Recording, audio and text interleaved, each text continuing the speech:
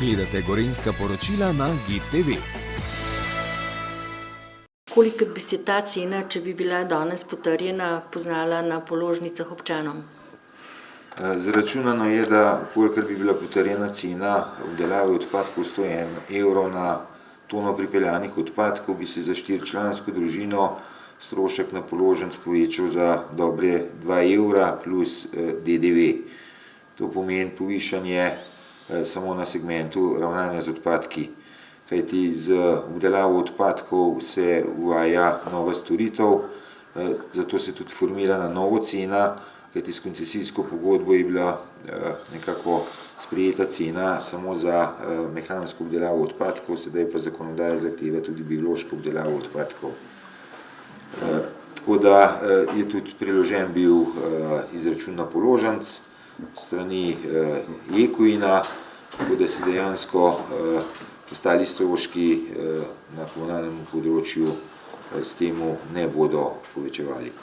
No, na Mali Mežakli je zgrajen objekt za MBO, vendar pa še nima poskusnega obratnega dovoljenja.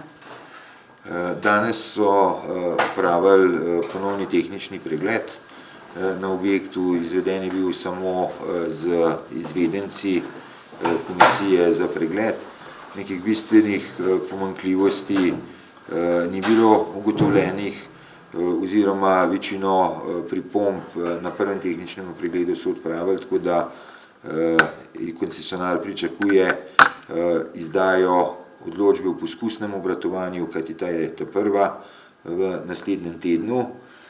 Po izdaji odločbe o poskusnem obratovanju bodo normalno začeli lahko za obdelavo odpadkov in v času poskusnega obdelovanja odpadkov izvajali predpisan monitoring na podlagi okoljevarstvenega dovoljenja, in ko bodo vsi ti pogoji iz okoljevarstvenega dovoljenja tudi izkazani in dokazani, bo za sam objekt izdano tudi uporabno dovoljenje.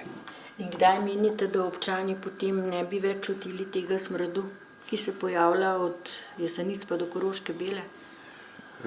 Kolikor začnejo dejansko z obdelavo, biološko obdelavo odpadkov, teh, ki so deponirani na sami deponiji, naj bi to začasno deponirane odpadke obdelali do konca meseca maja, od takrat naprej pa dejansko vplival na zrak iz same sortirnice ne bi več smelo biti.